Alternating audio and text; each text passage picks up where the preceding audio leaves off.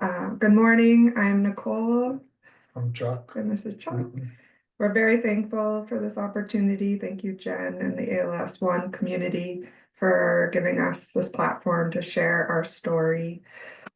Ironically, I'm also an employee of Biogen, who's one of the sponsors today, and I've worked on supporting Spinraza, worldwide access of Spinraza the last 6 years, and I'm very familiar with the neuromuscular space.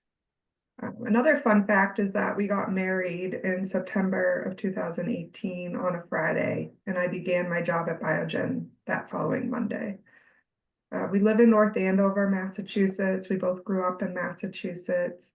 We're both from big families. We're both one of 4 siblings, and we originally bonded over our love of boats. So flash forward to June 2023, we were celebrating my birthday at one of our favorite local restaurants, and Chuck told me that he was having shaking in his hands. And okay, didn't think anything more of it. We enjoyed the rest of our summer. We had decided to try for another baby, and I became pregnant in September 2023. I did experience a lot of morning sickness that first trimester, and as my symptoms were subsiding, his were ramping up. And I distinctly remember he came into my office in November saying something was noticeably wrong. He had lost 30 plus pounds without trying. He was feeling weak and fatigued, and he was starting to have noticeable muscle fasciculations in his arms and legs. And then, so it's been about a year since we began our diagnostic journey, starting with his primary care physician who ordered a bunch of blood work tests. Those came back showing elevated liver enzymes. We kind of went down thinking it was some issue with his liver, ordering an ultrasound of his abdomen. He was also referred to a rheumatologist, went through some more blood work tests, ruling out rheumatoid arthritis. It did come back with elevated creatine kinase, and all of this still didn't explain why he was having the muscle fasciculations.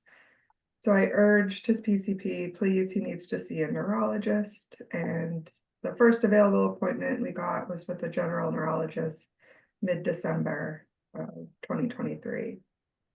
And as we went into the holidays and celebrating with our families, the words came into his portal over the weekend: we're concerned Chuck is showing signs of early ALS.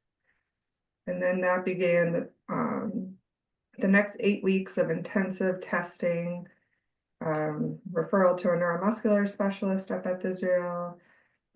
Went through CT scans, MRIs, more blood tests. I did know to check his neurofilament. I think that's more to come later. He had a lumbar puncture to test the cerebral spinal fluid in his spine. He even went through a colonoscopy, endoscopy, because we were hoping for any sort of abnormality, sign of inflammation, cancer, anything other than ALS. And we were given the news on Valentine's Day, of all days, that Chuck was diagnosed with sporadic limb onset ALS. Got it, Brianna. We paused for a day or so, and then we took action and started connecting with the ALS community, getting involved with patient advocacy groups like ALS ONE. We first met Jen at the first annual ALS Advocacy Day at the State House. We successfully transferred our care to the wonderful Dr. Sabrina Paganoni, who's also on the call today. And we continue to persevere through these challenges. Ultimately, by the time I did deliver baby Jenna in May, Chuck was non-ambulatory and wheelchair dependent at that point. But our 3 small children, Charlie, who's 4.5, Alana, who's aged 3, and Jenna, who's now 5 months, their initials pay tribute to Chuck's initials, CAJ. And every day Chuck, he wakes up, he engages with the kids. They love his new equipment and his tools. And even last night, as I'm practicing, Alana's on the potty singing, "My daddy's in a wheelchair, my daddy's in a wheelchair." And so for them, life goes on, and they've really adapted beautifully to this. And Hello. we hope we can give What's up? hope to finding new treatments faster.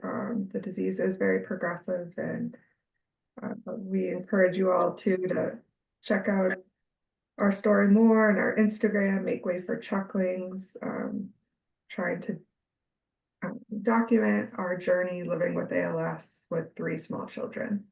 So thank you. Thank you for your time and listening. Thank you.